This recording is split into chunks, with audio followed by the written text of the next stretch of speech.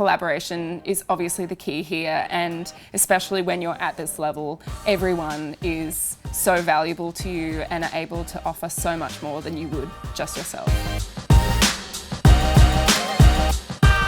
Hi, I'm Imogen McCluskey. I'm a recent graduate of the BA Screen at AFTRS. I am the co-writer and director of Suburban Wildlife, which is a micro-budget feature I made while I was here at AFTRS. And I also received the EU Film Award and will be heading off to Filmfest Ghent in Belgium very soon. Here are some top tips about making a film on a micro-budget. Cast your crew like you cast your actors. There are going to be times of intense stress when you're on set on a micro budget, and it's so important to have people around you that are flexible and passionate about the project and able to come up with ideas that will help you solve problems that arise when you're on set. Part of that is really making an environment where it's okay to say, I don't know, and being able to look to other people who can provide the answers and who know the script as well as you do and know the story and know what you're trying to tell. So as a director, it's really important to get everyone on that same page and steer the ship so that anyone can sort of take control of the wheel while you need a breather. Do your research and don't be afraid to reach out for help and advice from other people who know so much more than you do.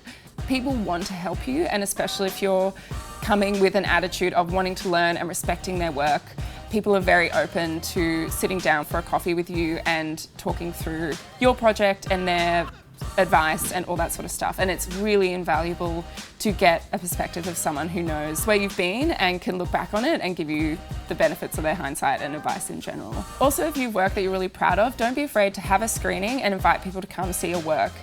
Reach out to people you admire, people you respect, and you'll be so surprised at who actually comes or at least replies, and you can follow that up for a coffee or a chat. And it's a great way of boosting your confidence as a filmmaker, and then also realizing that people aren't necessarily as scary as you think they are. Don't be afraid to take up space and tell the stories that you really want to tell, especially if you're from a background that hasn't been shown that much. If you're female, if you're queer, go on screen and make the stories that you want to make, because they need to be heard and your perspective is so valid and people want to hear from it. Don't be frustrated if you feel like your taste and your ability haven't yet met up. There will be a point where they do, and part of that is putting in your 10,000 hours and really analysing films and loving films and making film after film after film. No one's going to look into your brain and say like, you're a genius, I'm going to scoop you up, do a Lena Dunham and like put you on screen.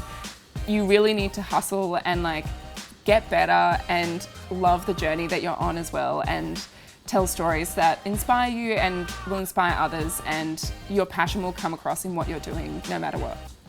So if you enjoyed this video, stay tuned for part 2 and make sure you subscribe to the AFTRS YouTube channel for more top tips like this.